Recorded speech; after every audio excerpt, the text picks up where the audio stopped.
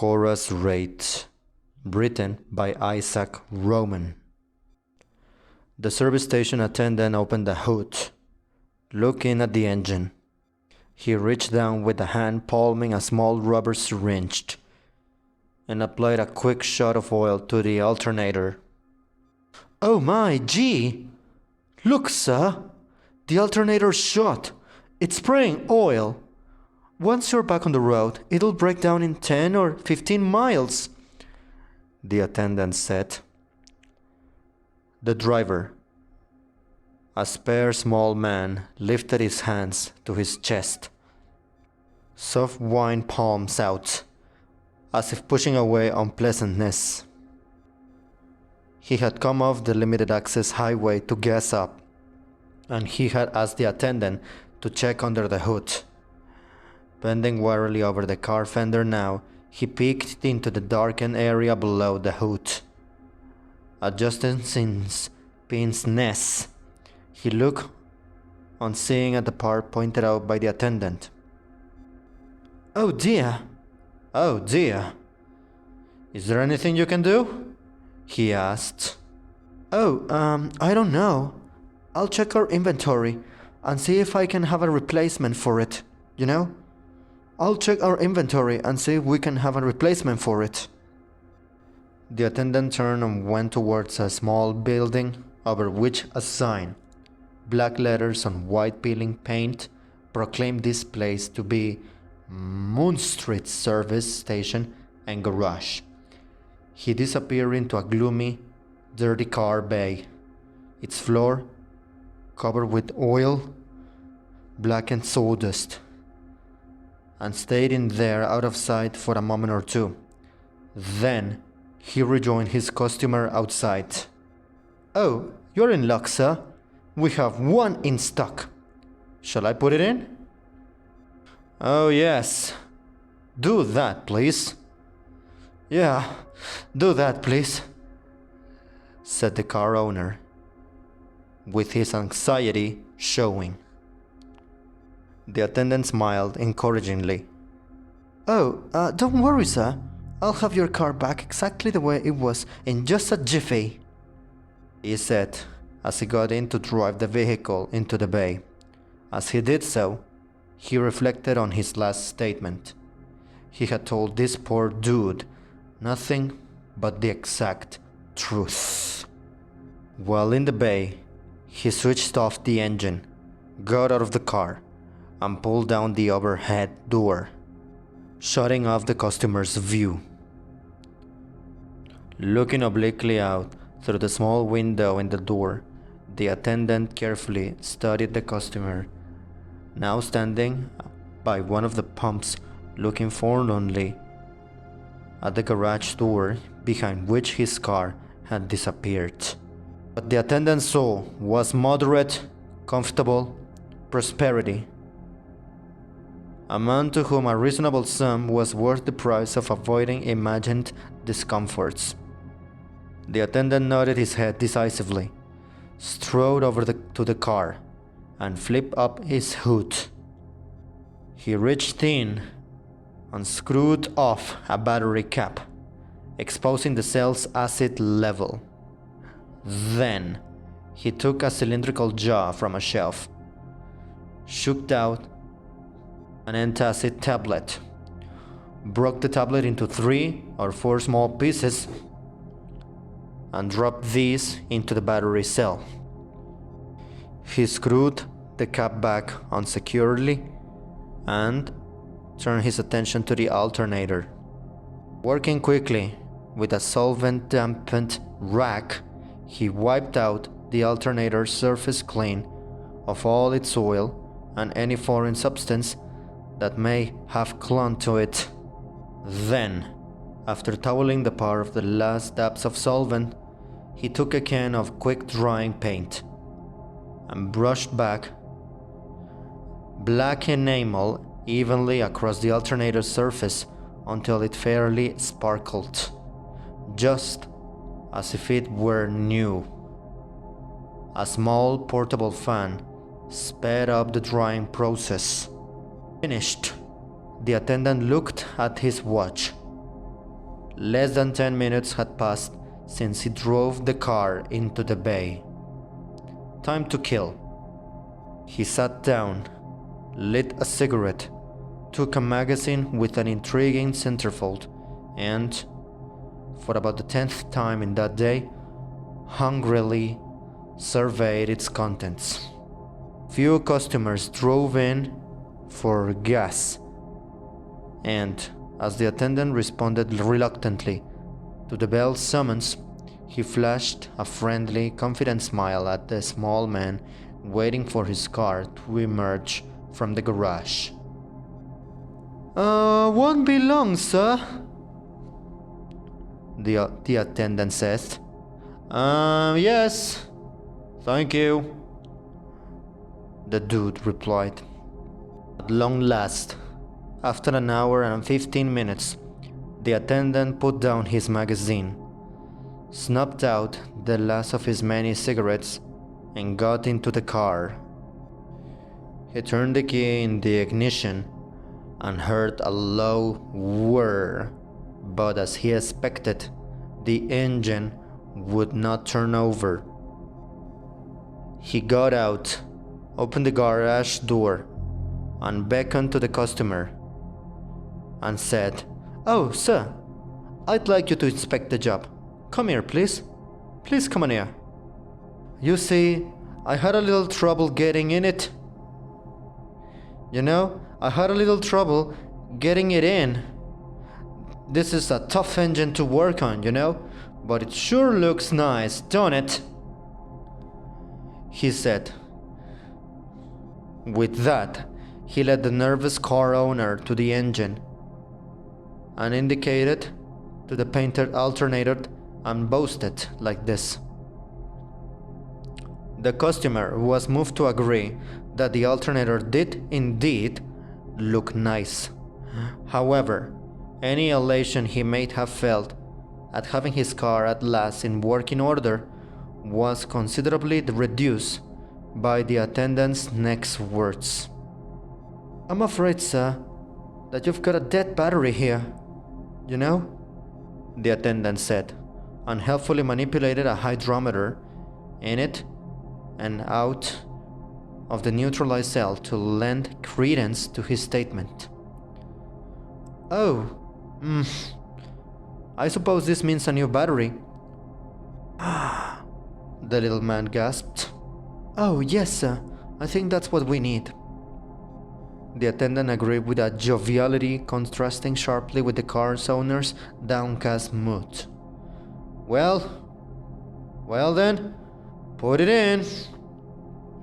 The attendant did so, and then labored a pencil stub over a sales slip before presenting the little man with a high three-figured bill. "Of course, that includes tax. The post'll kill me, but I give you a break on the battery," the attendant said, and then put in those words magnificently. The other man took the bill and with unexpected crispness ticked off each item, totaled the figures to his satisfaction, and noted the absence of a garage letterhead on the bill, and said, "Well, yes, everything seems to add up properly." He went to his car, opened the door on the passenger side, and slid into the seat. He unlocked the glove compartment with a key that hadn't been on the same ring with the ignition key. From the compartment, he took a handy talkie, pressed the button, and spoke briefly into the radio's receiver. "All right then, this place checks. Come on in." He reached into the compartment once more and drew from it a pair of dark glasses and a snub-nosed revolver. The former he put on after removing his pince-nez. The latter he pointed negligently at the attendant just as a Volkswagen microbus, tires screeching, pulled into the service stations. Jake Munstrid sat shivering in the small office of Sheriff Oscar Roche of the county in which the Munstrid service station and garage was located. Moonstreet was shivering because he was barefoot. As a matter of fact, his only covering was a thin, warm blanket that inadequately covered his large frame. The blanket's nap-free pink surface harmonizing nicely with the fresh peeking through numerous worn spots. Next to him, in a state of identical dishabille, sat his employee, Pat Challoner, and also shivering. Jake was talking to the sheriff, whose attention was frequently distracted by sneezing fits brought under control only by the application of a great white handkerchief thrown full into and all over the face. Beside the sheriff, a police stenographer was juggling a steno pad upon which a network of meaningless squiggles had been impressed by a usually keen and careful hand, now rendered quivering and slack-wristed by the deep drama of what Jake Moonstreet had related. Around the walls, straining the capacity of the small office, were a number of uniformed deputies, probably every one the county employed, called in from their patrols to bear testimony firsthand on what would become known as the Moonstreet ripoff. At any particular moment, one or another of them would be facing toward the wall, wiping eyes suddenly filled with tears, a shoulder shook in the throes of some uncontrollable emotion brought on by the narrative. All right, tell it again, please. Jake, come on, tell it again.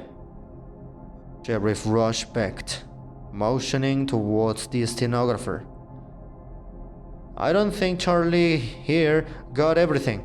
Come on, Jake, tell it again. Jake Moonstreet sighed, shivering a little more, and told his story all over again into the handkerchief face of the sheriff. Jake began to tell his story, and it was like this. Well, Sheriff, Pat there called me up and told me there was a customer down the station who wouldn't pay his bill until I come down personally, and talked to him. When Pat told me how much the bill was, I got into my pickup and got right down there, you know. Well, when I got there, I saw a car, a late model Chevy, and a Volks bus with 4 guys standing around it, and all these guys wearing dark glasses. Pat motioned me into the office, where I saw him standing with another guy, also with dark glasses on, you know. As I go through the door, the group around the Volks breaks up. 3 of them go into the garage, and the other steps behind me and jams a gun in my back. In my back. Now hold up. What's this? A hold-up? Yes, I say. The guy with the gun almost loses it. In my back, and I get the idea that he wants me to keep moving. Okay, officer, please, sheriff, allow me to repeat this again. I say then, hey, what's this? A hold-up? Let me continue now. The guy with the gun almost loses it in my back, and I get the idea that he wants me to keep moving. So what do? I got into the office. That's when I got a good look at the guy with Pat. A small guy with very clean hands, you know. I noticed that sort of thing in my business, you know. And that's where the story of Jake ended. And after it ended, one of the deputies asked, That tells you the guy doesn't know one thing about cars. Right, Jake? Is that what you're telling us?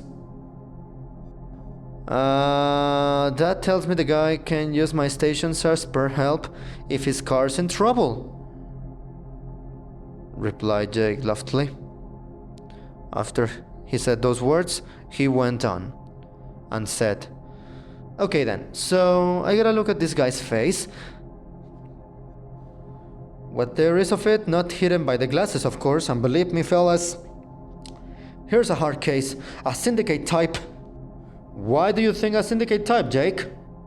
The sheriff asked.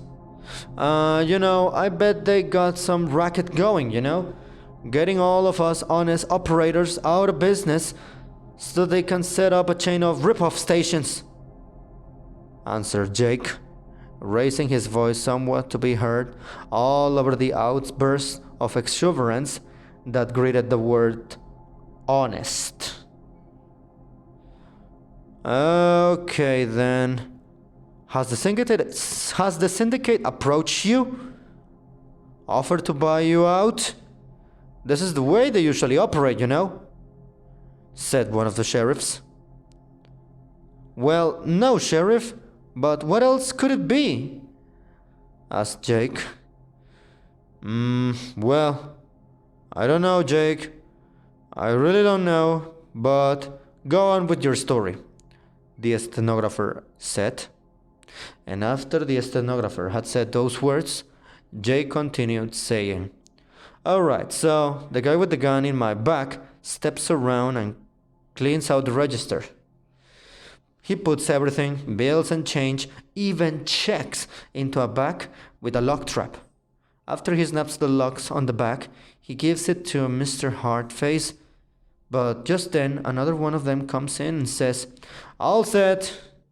And Hardface asks, this place too?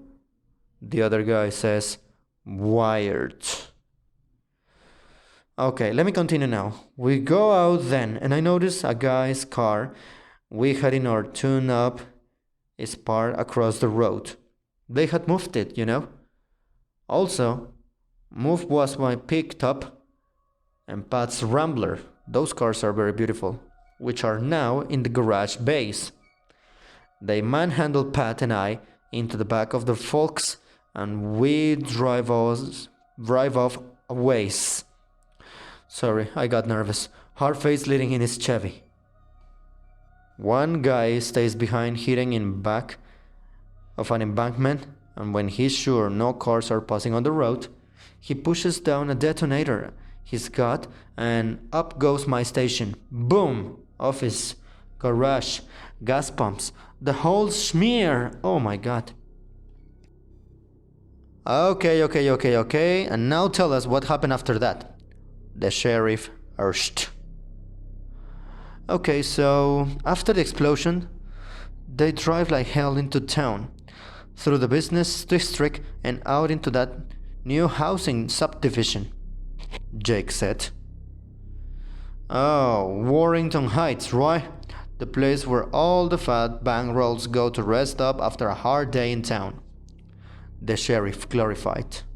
Oh yeah, that's it. On the way here, the guy with the gun tells us to undress. Like, completely. He's got a good argument in his hand, So we do as he tells us. And then they put us out right there in the middle of that Heights place. Oh, but without a stitch on, Without any clothes? Queried the sheriff, busily working his handkerchief again. Oh, yes, right, naked as jaybirds. But you'll catch 'em, won't you, Sheriff? I gave you their license numbers and I got another lead I didn't tell you before. Something like a clue, Jake inquired and said hopefully. And after that, the deputies asked, what's that? I think a dame runs the gang, I heard one of the guys mention her name. Cora, I think. He said something out of school because he climbed up pronto. Maybe this Cora dame was one of them disguised. But hey, you'll catch him, won't you? Jake Moonstreet looked eagerly at the sheriff. Well, to be honest, I don't know. We'll put out a bulletin on the cars on plates, but they'll probably have switched plates or ditched the cars by now," the sheriff said, suddenly sober. Besides, the sheriff asked himself, who's the criminal here? He was remembering that time Jake Moonstreet, some years back, did a job on the Roche family car. The small man, once in his motel room, pulled his suitcases off the overhead rack, opened them on the room's single bag, and then he began packing. He packed carefully, slowly, a man who was sure of himself and what he did. He prided himself on the care and deliberation he brought to everything he did, including packing his clothes. He took a snub-nosed revolver from his pocket, hefted it briefly, and then tucked it beneath some neatly folded snow-white t-shirts. As he went to the dresser for more clothes, he caught himself looking into the wide mirror above. He was mildly surprised to find a small smile of satisfaction creasing his normally stern features, betraying there a softness he usually exposed to only put the enemy off guard. He then let that smile widen into a grin. Well, why not, he thought. It was a good operation, well planned, smoothly carried out. Then, a rap of the door swept the grin from his face. Yes? Who is it?" "Oh, it's Barton, sir." "Okay, come on in, Sergeant, it's open." The door was pushed in, and a tall, bulky man wearing dark glasses let himself into the room. The occupant looked at the newcomer, glanced up at the glasses and said, "Hey, you can take them off, Sergeant. No need to be in uniform right now." After that, the tall man smiled and said briskly, "Oh yeah, right, Lieutenant, you're right." And then he proceeded to remove his glasses. "Alright, all taken care of?" the lieutenant asked. "It's in the vans and on their way to Sector B. Plates will be changed en route. They'll be used next week by Team 31 for an operation similar to the one we just completed today, sir," he said. And then he replied, "Good. Has the rest of our team departed?" Yes, sir. They're on their way. We'll rendezvous with them a day after tomorrow at the assembly point. I'll have a new car outside." "Okay, fine. I'll pack and we'll be on our way." Lieutenant Ballor, sir?" Yes. And, sir, what are we going up against next?" "Oh, well, we're going against one of those ghetto superettes. High prices, extends credit. Interesting accounting practices. We'll meet the research squad tomorrow and hammer out the plan with them before the operations squad arrives the next day. This will be Team 17's last action before we shut down for a month with our families." Okay, that sounds splendid. Well, there's precious little family life once you are on the consumer reaction army." And then the lieutenant turned on Sergeant Barton, his face hard as when earlier, revolver in hand. He had a face Pat Challoner, the service station attendant. Sergeant!" Valor snapped. "You don't think of personal comfort when you're fighting a war." Sorry, sir." "Okay, it's alright. It's tough on all of us, but we don't make it easier by grousing about the hardships we knew would be a part of it." Of course, sir. Can I help you pack?" Sergeant Barrett chastened and wishing to change the subject, asked that. The lieutenant then snapped a suitcase shut and replied, I've just about got it, you know. A few more items." "Okay." His eye fell on a bottle of Irish whiskey atop the dresser. He also took on Sergeant Barton's embarrassment at being chewed out and said, "Hey, relax, Barton. Grab a couple of those plastic glasses and pour each of us a good shot of Irish." Then the sergeant asked, when they raised the tumblers, and said, "Shall we drink to our families?" The lieutenant's mouth was a slit of disapproval. "No, the army," he ordered. "To Cora, then?" said the sergeant. "To Cora," said the lieutenant.